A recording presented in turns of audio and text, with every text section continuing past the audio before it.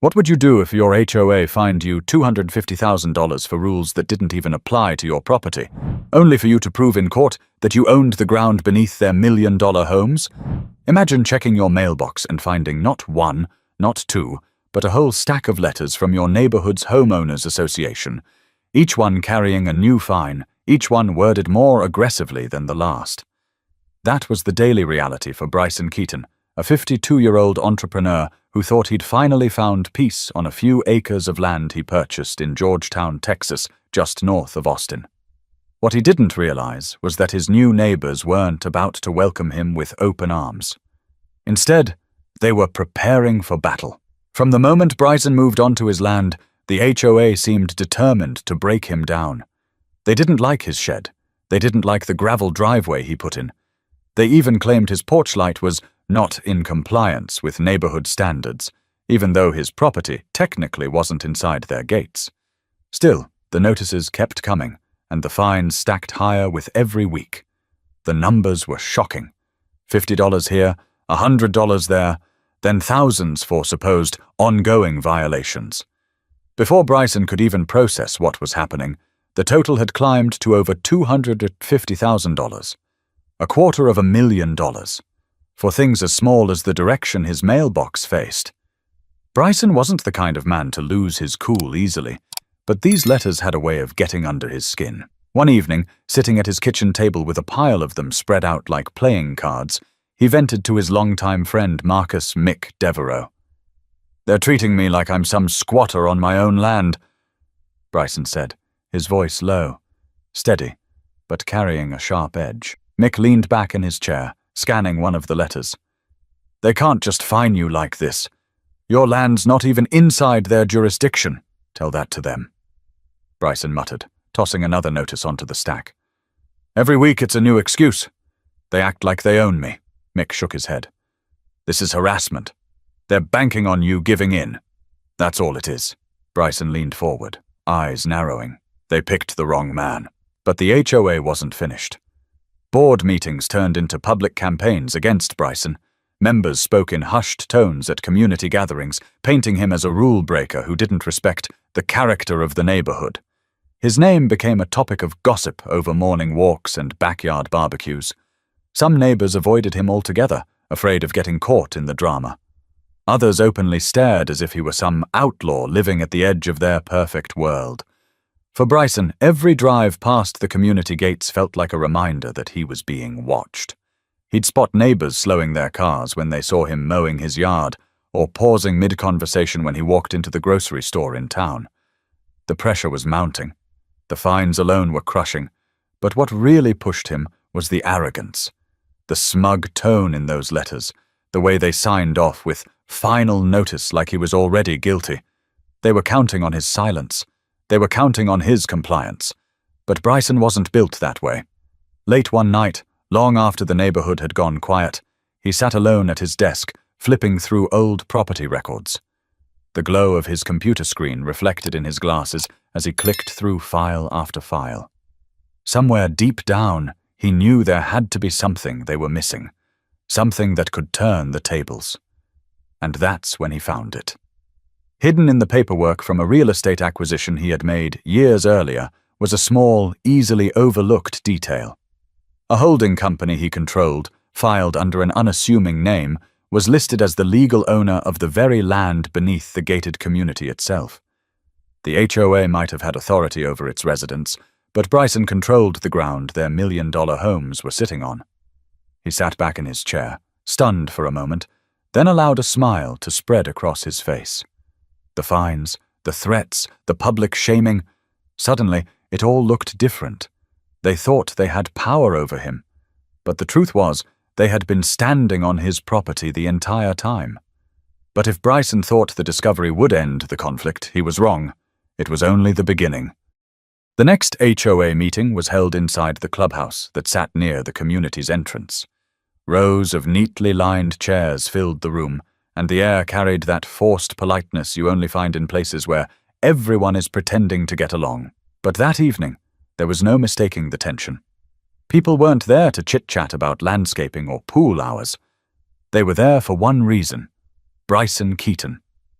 Bryson walked in with quiet confidence, a folder tucked under his arm. He wasn't there to start a fight, but he was tired of being pushed around. Heads turned as he made his way to the front row. A few whispered his name under their breath, as though saying it too loud might stir the room further.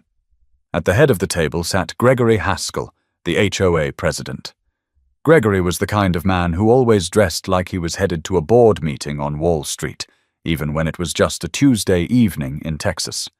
Beside him sat the vice president, Elaine Drummond, her glasses low on her nose, shuffling papers like she was about to prosecute someone in court. "Mr. Keaton," Gregory began, his voice firm but rehearsed. "Thank you for attending. We've received multiple reports regarding violations on your property. I trust you've seen the notices." Bryson leaned back in his chair, crossing his arms. "I've seen them. All 24 of them." A chuckle escaped from someone in the back row, quickly silenced by a glare from Elaine. Gregory cleared his throat. "Then you know the severity. These aren't trivial matters. We have standards in this community. Uniformity protects property values. If one person refuses to comply, it impacts everyone." Bryson tilted his head slightly.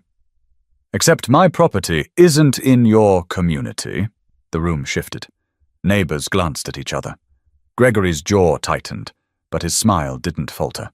"That's a common misunderstanding, Mr. Keaton. While your parcel may be outside the gates, it is still subject to HOA oversight. Our bylaws extend to all bordering lots for aesthetic consistency." Bryson reached into his folder and slid a deed across the table. "No, it doesn't. I've read your bylaws, and I've read mine. Your reach ends at your fence line. Everything beyond that is my land, not yours." For a moment, silence blanketed the room. Elaine's eyes scanned the paper, her lips pressing together. Gregory glanced at her, then back at Bryson. "Regardless," Gregory said finally, "the fines stand. If you refuse to pay, the board has authority to escalate the matter legally. That's not a threat. It's procedure." Bryson leaned forward, his voice calm but sharp. "If you want to waste your time in court, be my guest. But let's be clear, I don't answer to this board. Not now, not ever." Murmurs rippled through the crowd. Some residents looked uneasy, shifting in their seats. Others seemed intrigued, as though watching a show they didn't pay for. From the third row, Janice Rowland, a retired accountant who had lived there for 2 decades, raised her hand. "Excuse me, Gregory, but if his property isn't officially under the HOA, how can you keep fining him? Won't that just blow back on us?" Elaine cut in quickly. "Mrs. Rowland, the integrity of our community is at stake. We can't allow exceptions. If Mr. Keaton is permitted to disregard standards, it sets a dangerous precedent." Bryson looked directly at Janice. "They're not protecting integrity. They're protecting control. There's a difference." That line hung heavy in the room. Even the people who didn't particularly like Bryson found themselves considering it. Gregory tapped his pen against the table. "We'll be in touch with our legal team. Meeting adjourned." The shuffle of feet echoed as chairs scraped back. Neighbors filed out, some avoiding Bryson's gaze, others giving him subtle nods of support. Gregory and Elaine huddled together, whispering sharply as they gathered their papers. As Bryson stepped outside into the warm Texas evening, Mick was waiting for him by his truck. "How bad was it?" Mick asked. Bryson smirked, unlocking the door. "Bad enough. They're dead set on dragging me to court. Let them try." Mick shook his head. "You know they're gonna spin this. Paint you as the enemy." Bryson's smile faded. "Yeah, I know. But the truth doesn't scare me. It scares them." But as the fines kept piling up, and the HOA doubled down on its threats, Bryson realized this wasn't going to be a simple standoff. It was a full-blown war. By the start of summer, the fines had taken on a life of their own. What began as a few notices about cosmetic issues had escalated into an avalanche of paperwork, each letter more aggressive than the last. Bryson had stopped counting after the total hit $100,000. By July, the balance was more than $250,000. It was no longer about the money. It was about principle. Bryson sat at his kitchen table one evening, papers spread everywhere like confetti after a storm. His teenage nephew, Tobias Keaton, had stopped by to help him with yard work and now stared at the pile in disbelief. "They're charging you this much for a shed?" Tobias asked, his voice half shocked, half amused. Bryson let out a dry laugh. "For a shed, for a mailbox, for the gravel in my driveway. You name it, they've got a problem with it." Tobias picked up one letter and read aloud. "Violation. Non-standard exterior lighting. Fine. $2,000. Seriously?" Bryson leaned back in his chair, rubbing his temples. "It's harassment. Plain and simple. They're trying to bury me in paperwork until I give in." His phone buzzed on the counter. A text from Mick popped up. "HOA spreading word you're delinquent. Watch your back." Bryson sighed. "See that? Now they're poisoning the well, making it sound like I'm some deadbeat who doesn't pay his dues, except I don't owe them a dime." Tobias frowned. "So what do? Just ignore it?" Bryson's eyes hardened. "No, you don't ignore bullies. You stand your ground." But standing his ground came at a cost. At the local grocery store, Bryson could feel the stares.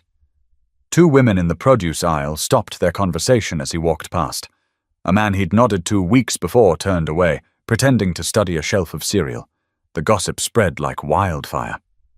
Neighbors whispered that Bryson was refusing to follow basic rules. Others claimed he was dragging down property values. Some said he was reckless, a bad influence on the community.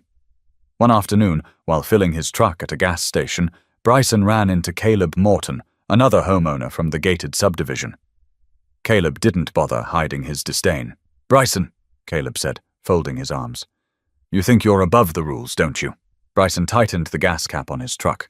"No, Caleb, I just don't follow rules that don't apply to me," Caleb scoffed. "That's the kind of thinking that ruins neighborhoods. People like you make everything harder for the rest of us. You're selfish." Bryson turned, meeting his eyes. "Selfish is when a group tries to control land they don't own. Tell your board if they want a fight, they'll get one." The tension hung in the air as Caleb walked away muttering under his breath. Back home, Bryson pulled out a legal pad and started jotting notes. He was no stranger to business disputes. He'd negotiated contracts, managed employees, and dealt with competitors.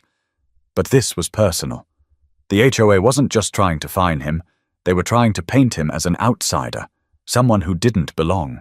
Later that night, Mick stopped by again, carrying a six-pack of Shiner Bock. Dropping it on the counter, he scanned the piles of letters. "Looks worse every time I come here."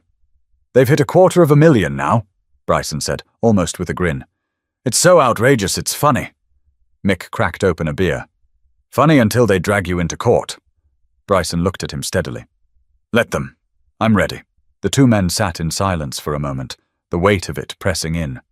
Then Bryson added, almost to himself, "They think they're holding the cards. They don't know the hand I've got."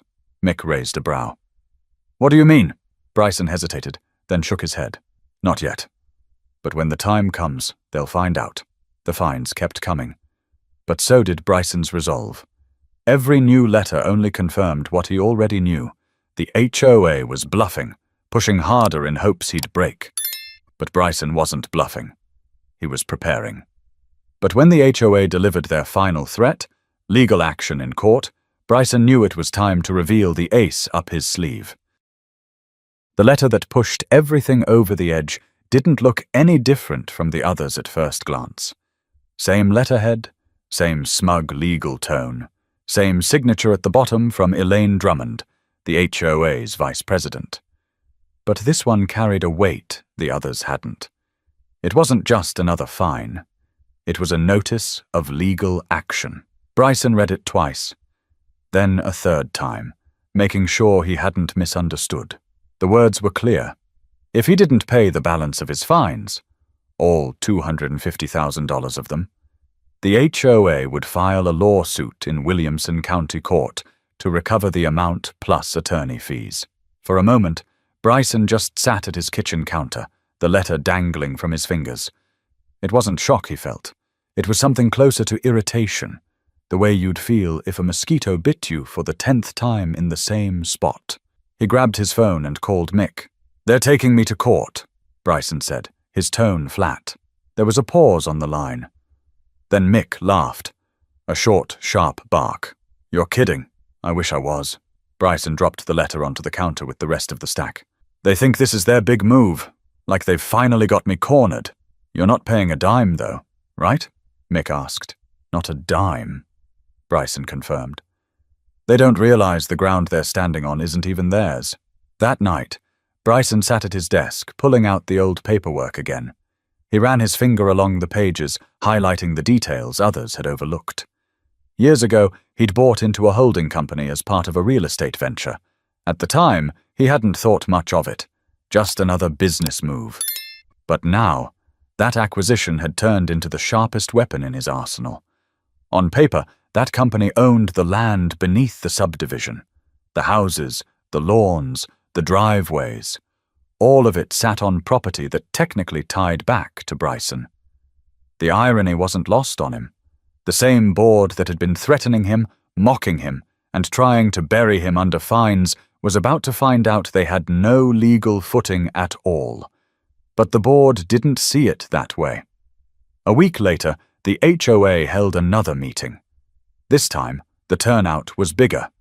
Word of the lawsuit had spread, and the room buzzed with anticipation.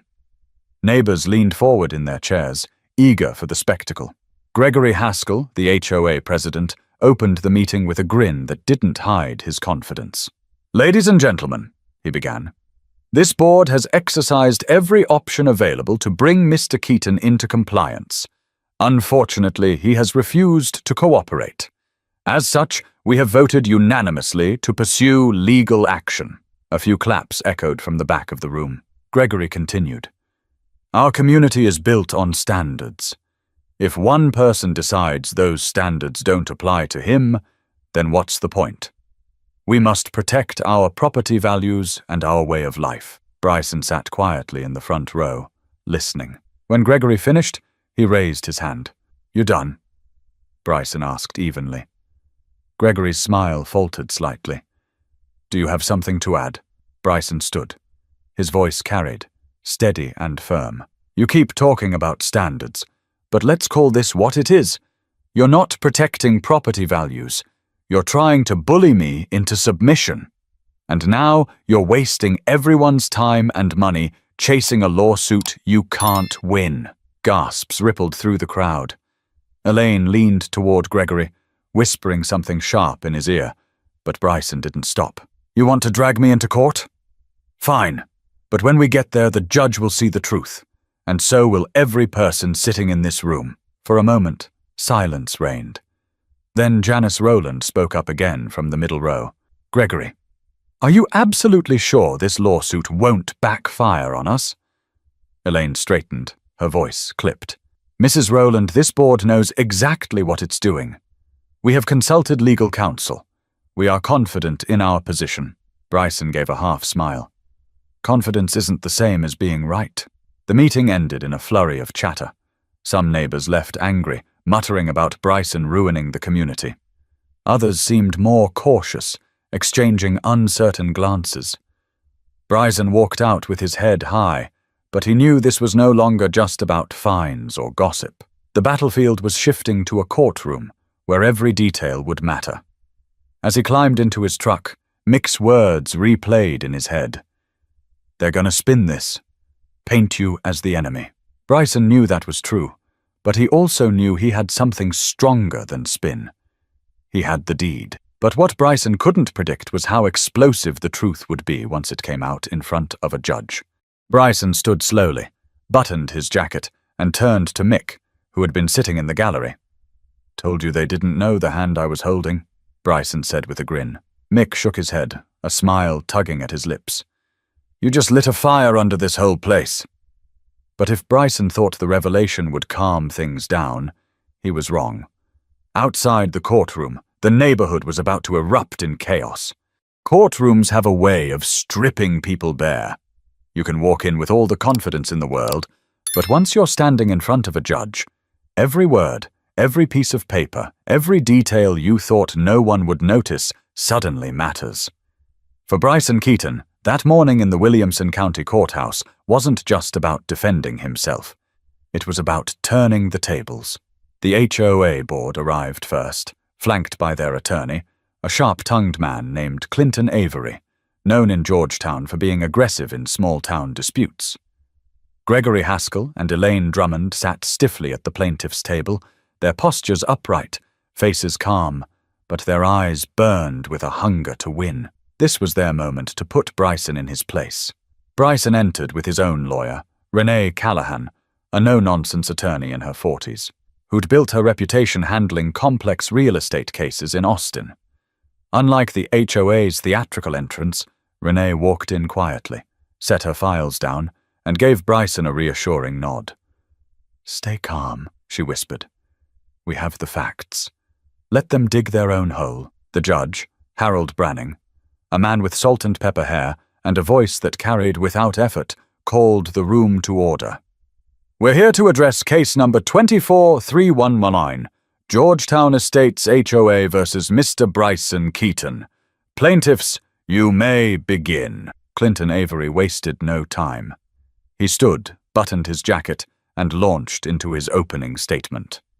"Your Honor, this is a simple matter of a property owner refusing to comply with the standards of the community in which he resides. The HOA has issued repeated notices, all ignored. Fines totaling over $250,000 have been levied, and still Mr. Keaton refuses to respect the rules. This lawsuit seeks enforcement of those fines, plus attorney fees, to ensure fairness for all residents." Gregory sat tall, chin lifted, while Elaine scribbled notes furiously. Their faces read victory before the case had even begun. When Clinton sat down, Renee rose slowly. She didn't posture. She didn't perform. She simply placed a single folder on the podium and looked directly at the judge. "Your Honor, this case is not about fairness. It's about overreach. The HOA has spent months issuing fines against my client for rules that do not apply to him. His land was never annexed into the subdivision. He is not, nor has he ever been, under their jurisdiction. And today, we will show that the HOA has no legal standing to collect a single cent." Murmurs fluttered through the courtroom. A few residents from the subdivision had come to watch, filling the benches. They leaned forward, eyes darting between Bryson and the board. The first hour of testimony was exactly what Bryson expected.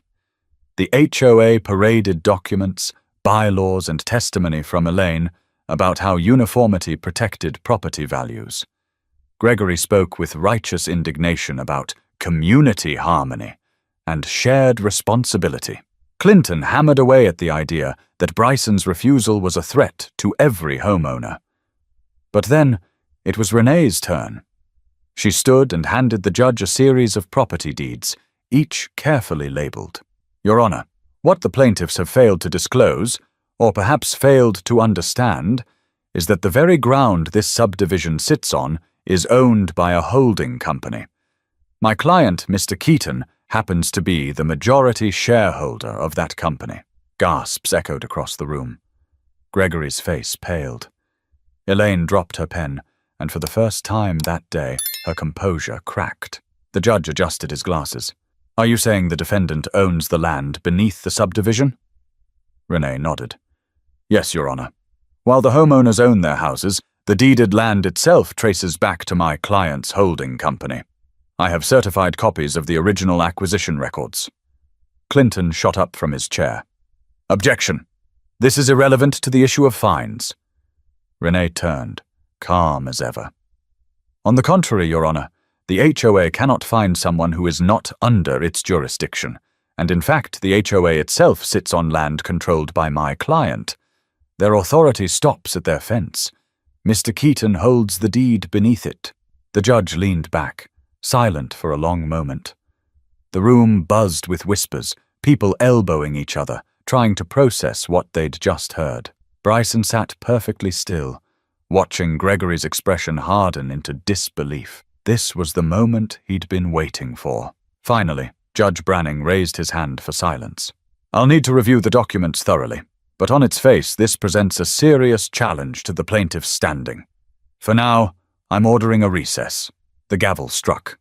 The courtroom erupted. Residents turned on one another in heated whispers. Gregory barked at Clinton, his face flushed red. Elaine buried her head in her notes, scribbling furiously as though she could write her way out of the mess. The courthouse cafeteria was usually quiet, a place where lawyers grabbed bad coffee and hurried sandwiches between hearings. But that afternoon, it buzzed with energy. Residents from Georgetown estates clustered around tables, whispering, debating, and speculating about what they had just witnessed. Some looked stunned, others angry, a few even amused. The revelation had shaken the entire community.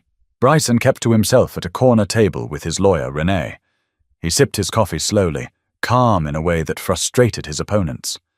Across the room, Gregory and Elaine sat with their attorney, Clinton Avery, their voices sharp and urgent. "This changes nothing," Gregory said, his jaw tight.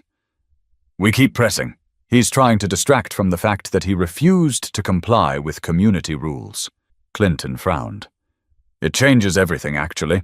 If what his lawyer showed holds up, your authority doesn't extend beyond the gates. That means you've been fining a man illegally for months. Judges don't look kindly on that." Elaine's voice cracked. "So what are you saying? We lose?" Clinton leaned in. "I'm saying you'd better prepare for the possibility." When the court reconvened, the atmosphere was electric. Word had spread so quickly that even people who didn't live in Georgetown estates had shown up, eager to see the drama unfold. The gallery was packed, and the judge had to call for quiet more than once. Renee rose first. She presented more documents, survey maps, chain of title records, and county filings that all traced back to Bryson's holding company. She spoke with clarity, never raising her voice, but every sentence struck like a hammer. "Your Honor, the HOA's entire claim rests on jurisdiction, but as these records show, they never had it. They fined my client as if he were under their authority, when in fact, his land, and theirs, ties back to him." Judge Branning flipped through the documents carefully. His expression gave nothing away. Clinton stood abruptly, his voice rising. "Your Honor, this is a stunt. My clients represent the interests of dozens of families who purchased homes under the belief they were joining a community with standards. If Mr. Keaton is allowed to skirt those standards, it undermines the entire system." Renee responded smoothly. "With respect, Mr. Avery, it's not about skirting standards, it's about legal rights. My client cannot be fined by an organization that has no lawful authority over him. The law doesn't bend for convenience." The judge looked up, his voice measured. "Mr. Avery, your argument presumes authority where there may be none. Do you have documentation that proves the HOA's jurisdiction extends to Mr. Keaton's property?" Clinton hesitated. His eyes darted to Gregory, who shifted uncomfortably in his seat. Elaine shuffled papers, but none of them provided the answer. "No, Your Honor," Clinton admitted finally. "But that will be enough," Judge Branning cut him off. "What I see here is an HOA that may have exceeded its bounds. I will reserve my final ruling until I review every record thoroughly. But let me be clear. At this moment, I see no legal basis for the fines levied against Mr. Keaton." The gavel struck again. The words reverberated through the room. Gasps and whispers erupted from the gallery. Some residents looked relieved, others horrified.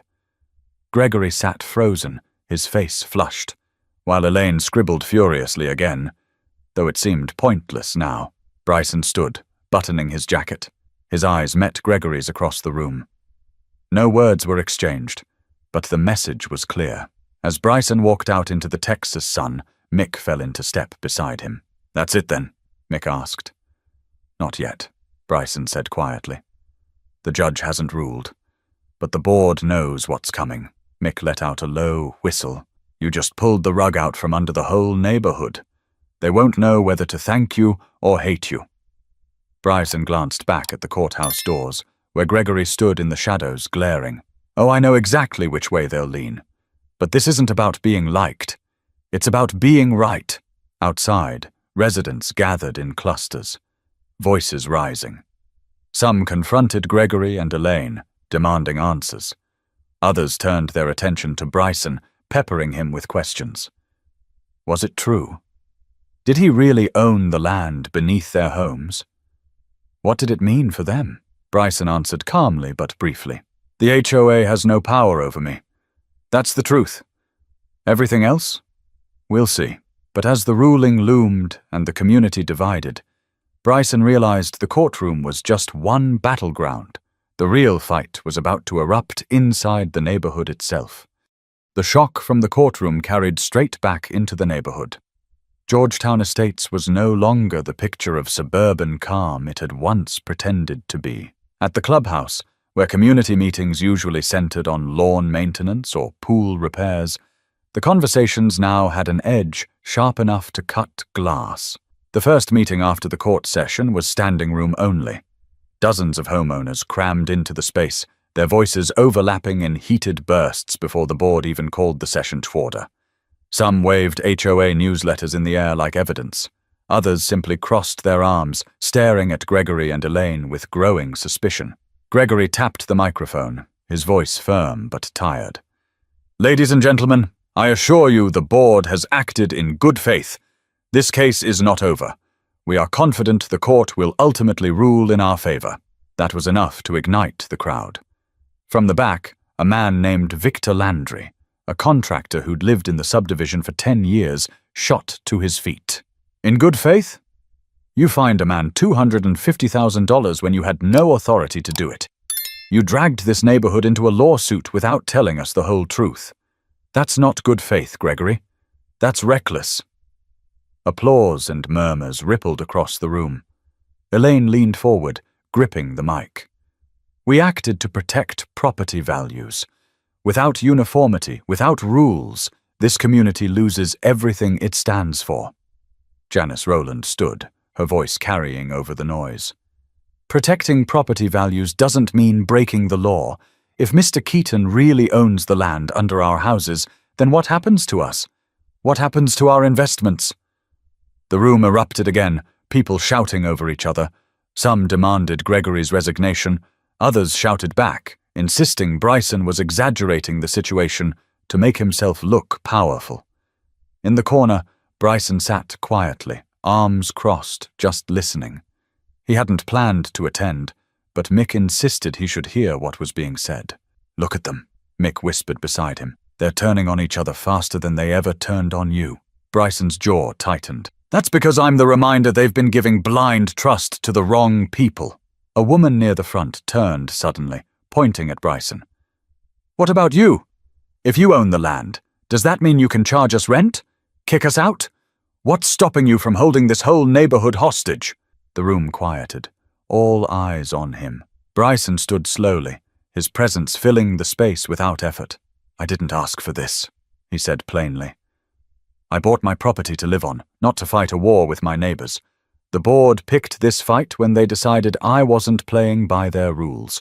The truth came out in court because they pushed me there. As for your homes, you own your houses. I don't want them. I don't want your money. What I do want is for this board to stop using authority it doesn't have. The silence was heavy, but it didn't last. Gregory stepped forward, his face red. Don't let him fool you. This man is dangerous. If he controls the land, what's stopping him from rewriting our lives however he pleases? He wants power, and he's enjoying this. A chorus of voices broke out, some defending Bryson, others backing Gregory. The meeting spiraled so far out of control that finally someone called for order and slammed the gavel down. But the damage was done. Later that evening, Bryson returned home to find an anonymous letter taped to his mailbox. The handwriting was jagged, the message short. Leave before you destroy us all. He crumpled it in his hand, his eyes narrowing. This wasn't just about the HOA anymore. Fear was setting in among his neighbors, and fear had a way of turning ordinary people into enemies. Back at his kitchen table, Bryson sat with Mick and Janice, who had stopped by to talk.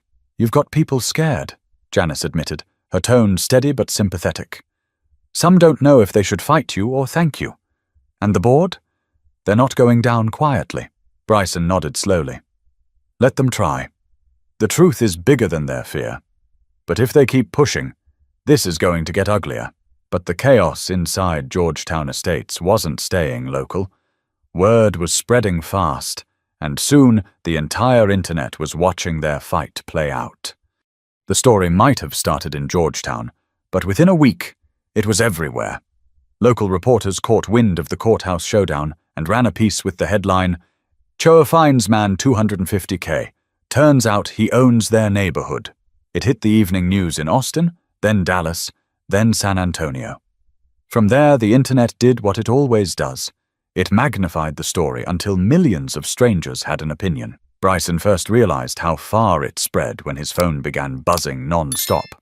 Friends from out of state texted links to YouTube clips and online articles. One message from a college buddy in Arizona read, "Man, you're a meme now. Half the internet wants to buy you a beer. The other half thinks you're some kind of Bond villain." Sitting at his kitchen table, Bryson scrolled through headlines. Some painted him as a hero standing up to corrupt HOAs. Others portrayed him as a land baron plotting to seize control of his neighbors' homes. Comment sections were flooded with arguments. "This guy is fighting for property rights. Good for him. He's probably planning to charge them rent. Classic greed. HOAs have gone too far for years. Finally, someone put them in their place." Be careful what you wish for.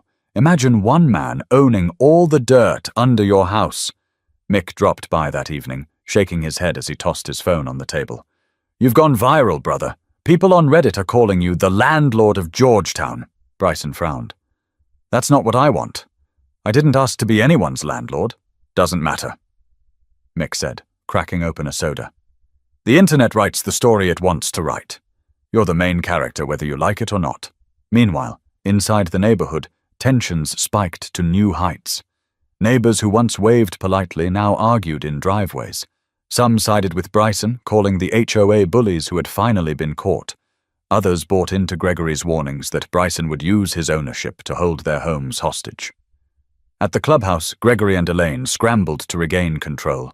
They issued newsletters denouncing misinformation and painting Bryson as a manipulative outsider. Gregory even gave a shaky interview to a local station. "This individual is exploiting a legal technicality," Gregory said into the camera, his voice firm but unconvincing. "Our community will not be intimidated. We will fight to preserve the values we built here." The clip went viral for all the wrong reasons. Commenters mocked his stiff delivery and the way Elaine hovered in the background, shuffling papers nervously. Memes popped up overnight with captions like, "When you find the guy who owns your yard," and "HOA presidents when they realize monopoly is real life." Janice Rowland, who had tried to mediate at meetings, found herself fielding questions from neighbors desperate for clarity. She stopped by Bryson's house one afternoon, her face lined with worry. "They're losing control," she told him. "Gregory's doubling down, but people aren't buying it anymore. Half the neighborhood feels betrayed. The other half is panicking about what you might do next." Bryson sighed. "All I want is peace, Janice. I never asked to be dragged into this circus." Janice gave a weary smile. "Doesn't matter what you asked for. You're holding the cards now, and everyone knows it." By the end of the month, national outlets picked up the story. CNN ran a segment. Fox News debated it on a panel. TikTok users stitched clips of Bryson walking out of court with captions like, "When the HOA picks the wrong neighbor." One evening, Bryson sat in his living room watching a commentator on TV describe him as a symbol of individual rights against collective overreach. He shook his head, muttering under his breath, "I'm just a guy who wanted a shed." But the exposure brought more than attention. It brought pressure. Law firms reached out offering representation. Journalists camped outside the neighborhood, snapping photos of Bryson's house. Some strangers even drove by, slowing down to take videos as if he were a roadside attraction. Mick leaned against the porch rail one night, watching headlights crawl past. "You know, you're living in a fishbowl now. Everything you do from here on out, people are going to dissect it." Bryson looked out across the darkened fields. "Then I'll give them something worth dissecting. The truth." But while the internet argued and the cameras rolled, the real question still haunted the people inside Georgetown Estates. What did it mean to live on land that belonged to the man they had tried so hard to destroy? By the time fall rolled around, Georgetown Estates no longer felt like the polished community its glossy brochures had once promised. The lawns were still trimmed, the streets still lined with SUVs and tidy mailboxes, but beneath that surface was a neighborhood at war with itself. The HOA board held emergency meetings almost weekly, desperate to keep their grip on authority. Gregory Haskell stood at the front of each one, voice strained, trying to rally the homeowners. "We can't let one man dictate our future," he insisted, pounding his fist lightly on the podium. "This community was built on standards, on unity. If we give in, everything we've worked for collapses." But the crowd wasn't buying it anymore. Whispers spread in the rows of chairs. Some homeowners outright challenged him. "You said you were protecting us," Victor Landry shouted from the back. "Turns out you were just dragging us deeper into a mess you created," others chimed in. "Why didn't you tell us about the land ownership? Why hide it?" Gregory tried to hold his composure, but the cracks showed. His once loyal supporters were slipping away. Elaine Drummond sat beside him, face pale, scribbling notes she never seemed to finish. Meanwhile, Bryson kept mostly to himself, but silence didn't make him invisible. Neighbors showed up at his gate, some angry, some pleading.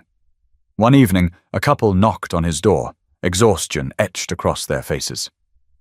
"Mr. Keaton," the husband began, his tone measured but tense. "We've got 2 kids in this neighborhood. We bought here because we thought we were buying stability. Now all we hear about is lawsuits and land deeds. We just want to know where this ends." Bryson invited them in, offering them seats at his dining table. "I get it," he said. "I didn't ask for any of this either. I just wanted to live on my property without being harassed. But the board kept pushing, and when you push a man long enough, he pushes back."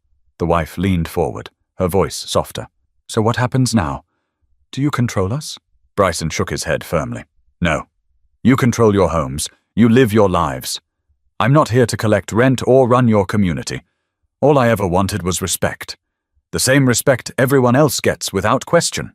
The couple exchanged a look, and for the first time, Bryson saw something other than suspicion in their eyes. It was understanding. Word of that conversation spread quickly. Soon, more neighbors began approaching Bryson, not with anger, but with curiosity. They wanted to hear his side, not the board's version. Each time, Bryson said the same thing. "I don't want your houses. I want fairness." The shift rattled Gregory. His grip on power weakened as more residents started questioning why they paid dues to an organization that might not even have authority to enforce its rules. Attendance at meetings dropped. Some homeowners flat out refused to pay their HOA fees, citing Bryson's case as justification. Janice Rowland, who had always been the voice of reason, stepped up at one meeting and delivered words that carried more weight than anything Gregory had said in months.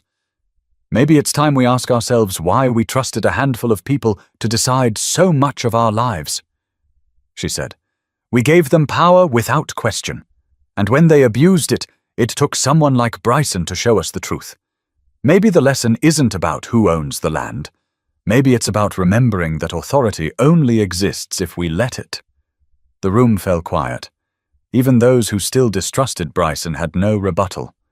Outside of Georgetown Estates, the debate mirrored the one inside. Commentators argued about property rights, HOA abuse, and whether homeowners ever truly understood the contracts they signed. Some called for reform. Others pointed to Bryson's story as a warning. Never assume the rules are written in your favor. One night, as Bryson stood on his porch watching the Texas sky fade into dusk, Mick joined him, hands stuffed into his pockets. "You changed more than you think," Mick said. Bryson raised a brow. "How do you figure? You didn't just beat the board. You made people realize how blind they've been. You made them ask questions they never thought to ask." Bryson let the words hang in the air, then sighed. "It shouldn't take a fight like this to remind people of their own rights." But as the dust began to settle and the neighborhood slowly came to terms with its new reality, one final question lingered.